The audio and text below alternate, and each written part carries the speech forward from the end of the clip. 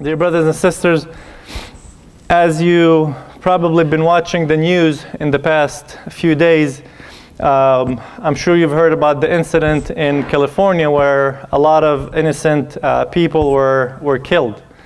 And this is something very unfortunate.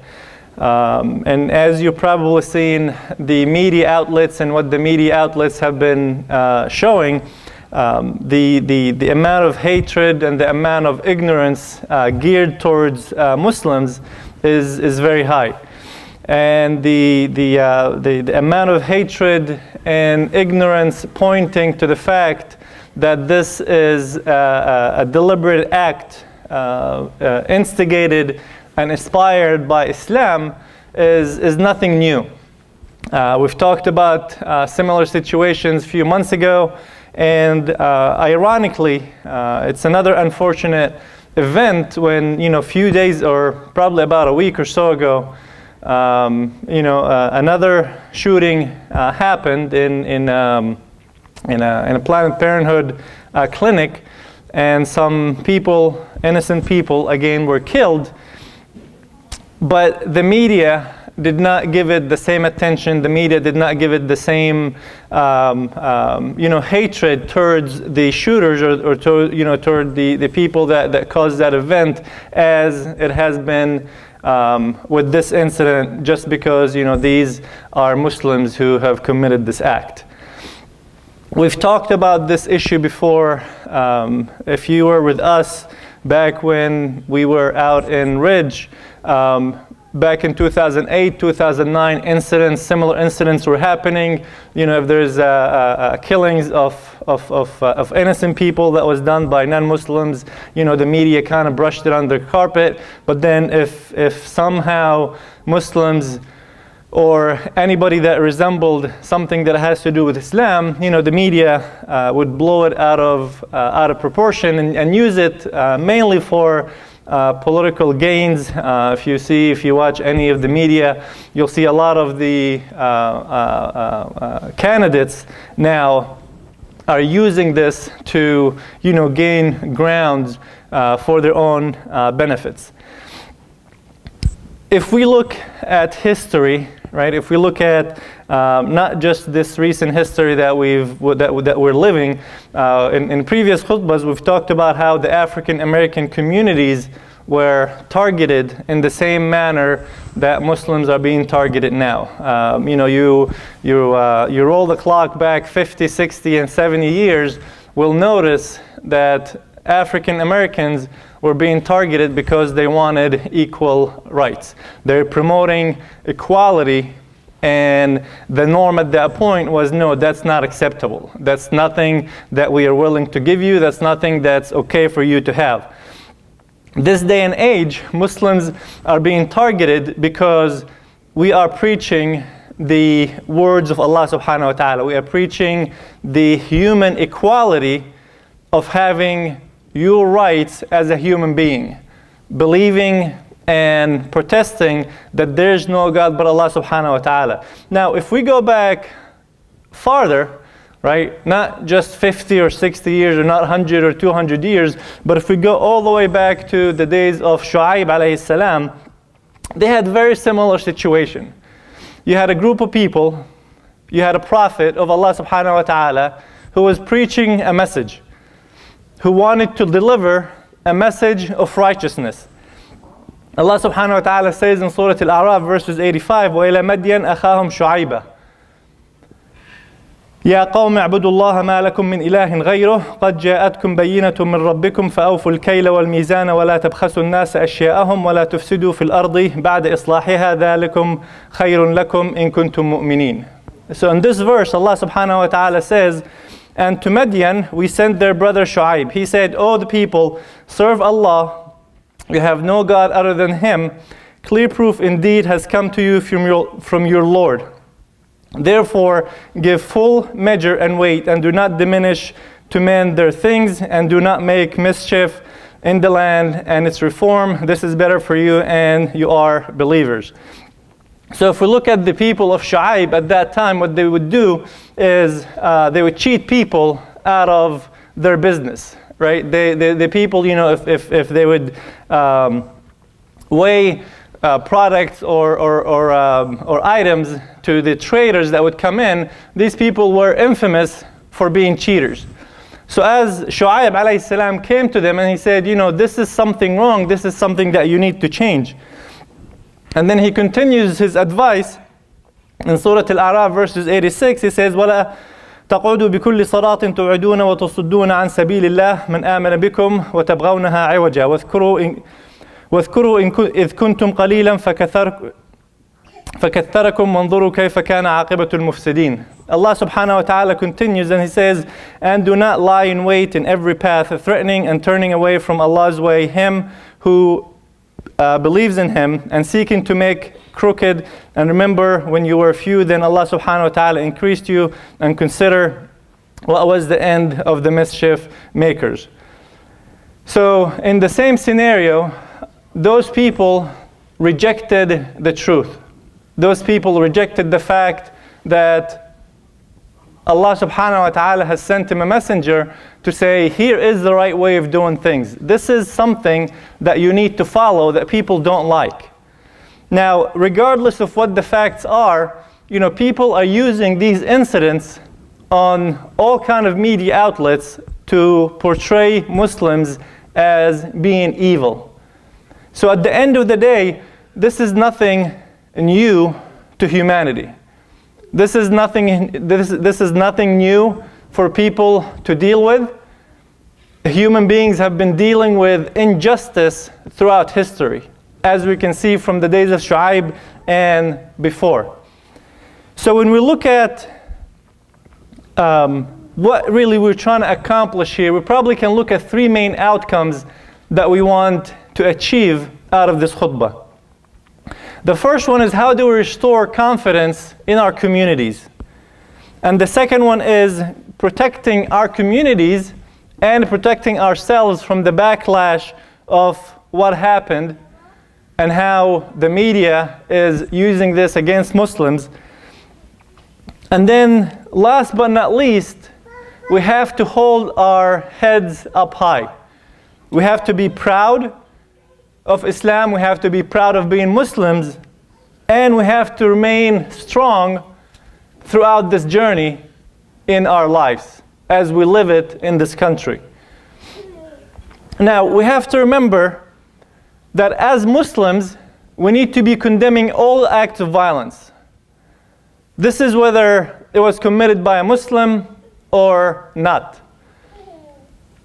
This was even the fact that if this was committed against a non-Muslim, we just need to be vocal about it, and as Muslims speak up against it. The problem is, when we see those acts of violence, our first reaction is, oh God, please don't let it be a Muslim who did it. And then from there on, we have two options after we say that prayer. If it turns out to be a non-Muslim, alhamdulillah, we're good. We move on. But if it's a Muslim who did it, then we become going into defense mode. You know, he was mentally disturbed, and then in the last incident they said, you know, he had some domestic violence issues. He had some problems as a kid, and you know, we try to justify. And this is the wrong way and the wrong approach of dealing with these problems. This is a society that we live in. This is a community that our children will be raised in. So what we need to do is we need to start looking at every act of violence and condemn that act regardless of who did it. And not only that, but also trying to go a step farther and trying to understand why was that act committed. Whether it was a cop that was shooting an unarmed man, or if it was a crazy person going around killing people because he was crazy, whatever the reason is, we as a society, we need to look at those problems. We have to try and understand why those things happen. Because at the end of the day, We're the ones that are being affected. We may not be blamed tomorrow. Looking at history, you know, give it another 20, 30, or 40 years, another group of a minority will be blamed for problems. Another group of minorities will be targeted by the media. This is something that will continuously happen, and we can't just stand back and say, as long as this doesn't affect me or doesn't affect my problem, then I don't have to worry about it. This is not what Islam teaches. The Prophet ﷺ said, "Man ra'a minkum munkaran falyughayyirhu biyadihi." Whoever sees something wrong, let them change it by taking actions. He didn't say, whoever sees something wrong that's committed against a Muslim, then do something. Or he didn't say, if you see something committed wrong against, you know, your relatives, then do something. No, he said, whoever sees something that's being done wrong, period. If you see an action that is wrong, we have to take action, or, you know, take a counter action to try to fix it. And let's not follow the media when it comes to trying to justify or trying to use, you know, all of these different reasons why this happened. Because you have the groups that will come out and say, well, this was all because of the gun laws that we have in this country, whether you are for it or against it. And then you'll have the group that will come out and say, well, this is all related to refugees. And then there'll be the group that'll come out and say, well, you know, no, this is all because we're too nice. So there'll be every single justification that will happen that someone has something to gain behind it. That's why we need to take a step back, pause, and think. What did really happen? And the media doesn't really tell you what happens afterward. You know, give this another 5 or 6 days, or maybe a week, depending on, you know, how long politicians want to drag this for, and then they'll be forgotten. And then the next topic will come up. You'll never hear anything about these people a few months from now. You'll never hear anything about the people that committed an act a year ago, because that's not what the media want. That's not what all these politicians want.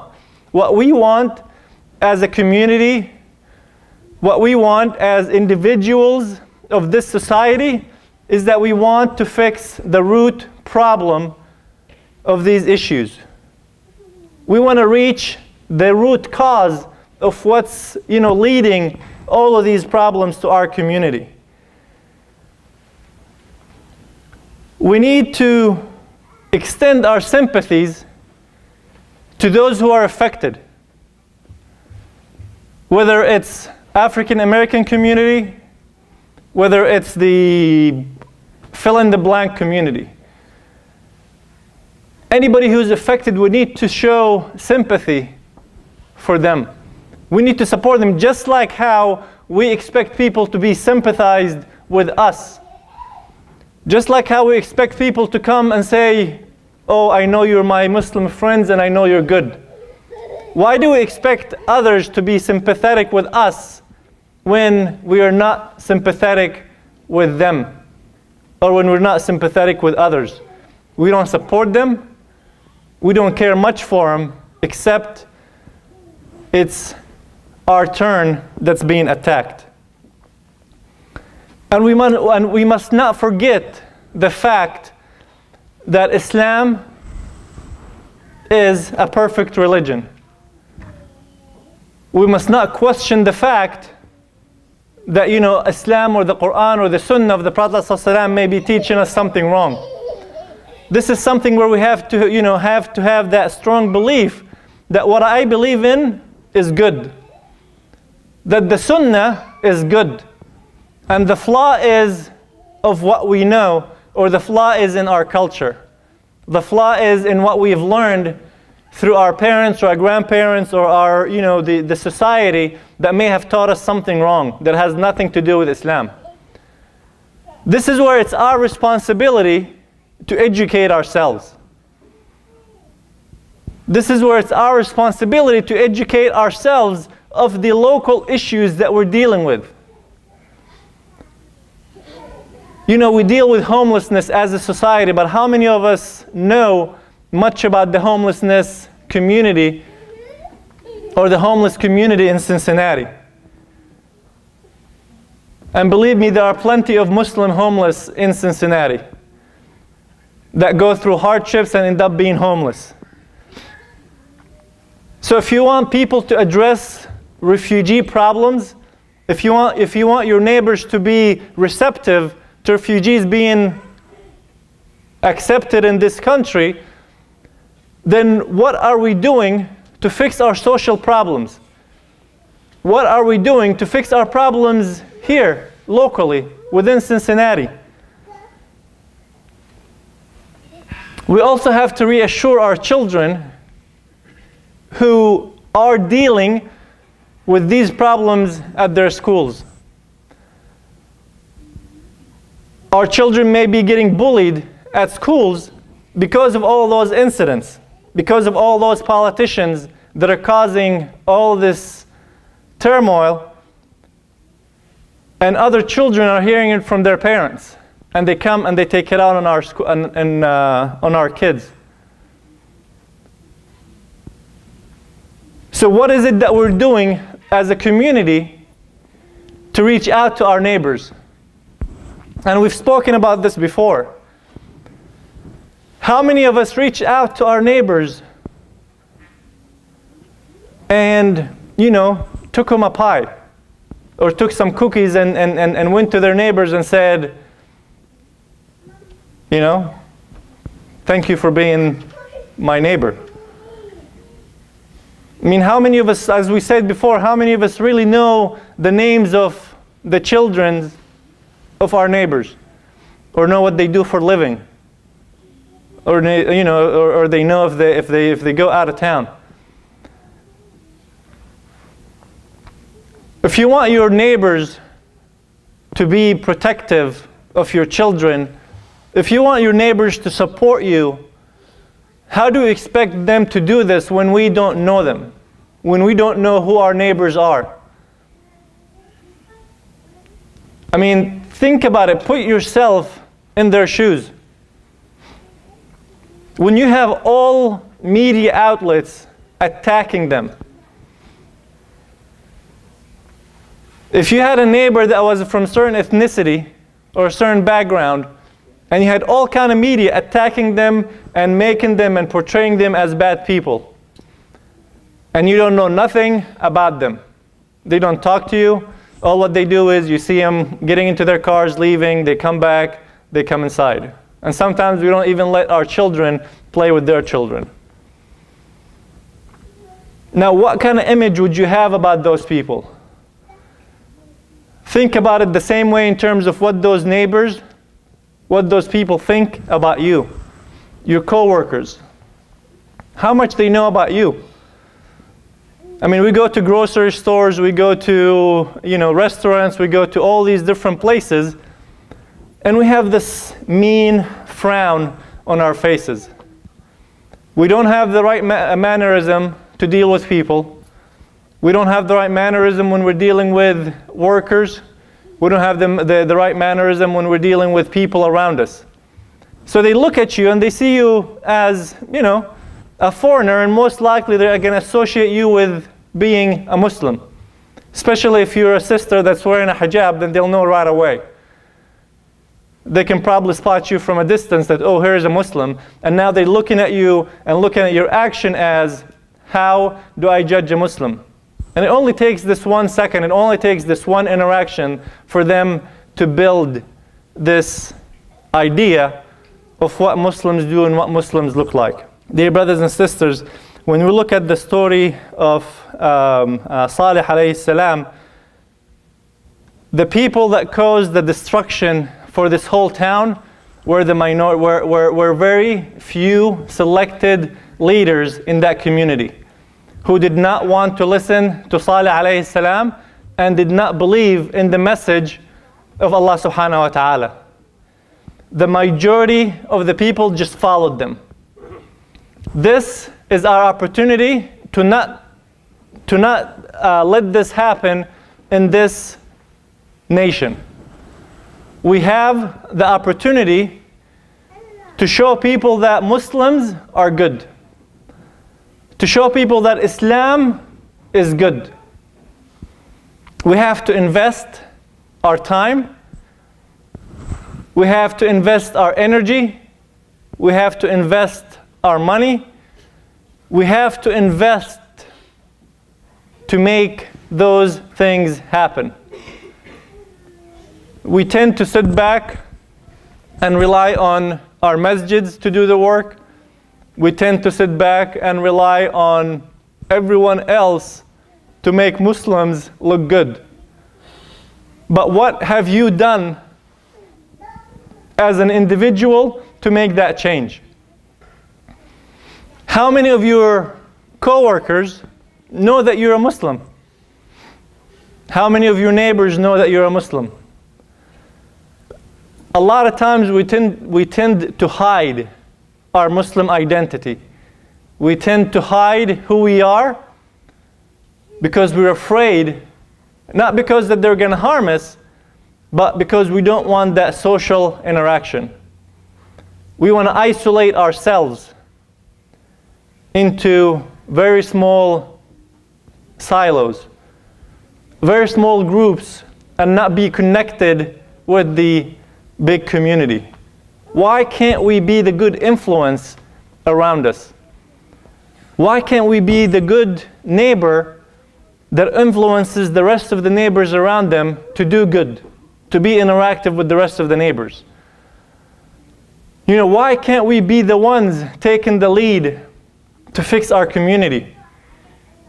Why can't we have a Muslim organization that's leading the efforts to end homelessness, or to end, child hunger, or to end, child illiteracy? Why is it that we're not in the forefront of those problems? Is it because that we're too busy immersing ourselves in this life and in this dunya, and our main concern is, I gotta work hard, I gotta earn my money, and then I just gotta raise my children, make them have good grades, and that's it? If this is our mentality, if our mentality is a mentality of an individualism, that it's all about me, I just need to make sure I'm okay, my family's okay, and then we're good, then we have a problem. Our concern should be our family, but then we have to grow outside of that circle. As the head of our households, we have to look out for our families. We have to look out for our communities. We have to look out for our societies. And then as this circle grows, this is where you end up with a great nation. We can't sit back and watch from the back seat. We have to take the steps to ensure that us, Muslims, as part of this society, are taking the steps to make things happen. Otherwise, we really can't blame the media for what they do. We can't blame people for thinking that we're evil. We can't blame whoever is believing that Muslims are evil to continue believing this. How many of us have engaged in conversations with our non-Muslim friends about the refugee issue? I mean, if we can't be their advocates, who will be? Because the media does a great job of portraying them as being evil, and they are the cause of a lot of the problems. Pick a topic, pick an issue, pick a problem, and try to help in that problem. We cannot fix all problems. We cannot be the fix for everything, but we can take the first step to make that change. If we want Allah subhanahu wa ta'ala to help us make that change, we have to take the first step. We have to take the first initiative into making change happen. We talk about how great Islam is, but how much do we really of it do we practice? You know, we keep telling people Islam is this, Islam is that, and you know, this is a perfect religion, Quran is perfect, it never changed for the 1500 or 1400 years that's been around. But then how much of us are really doing what the Quran or the Sunnah are saying? Dear brothers and sisters, if anything said today that was right, then it's from the guidance of Allah subhanahu wa ta'ala, and if it's short, wrong, or incomplete, then it's from my own mistakes. So I ask Allah subhanahu wa ta'ala first, and then you the forgiveness. Allahumma hdina fi man hadayt, wa afina fi man afayt, wa barik lana fi ma atayt, wa qina wasrif anna bi rahmatika sharra.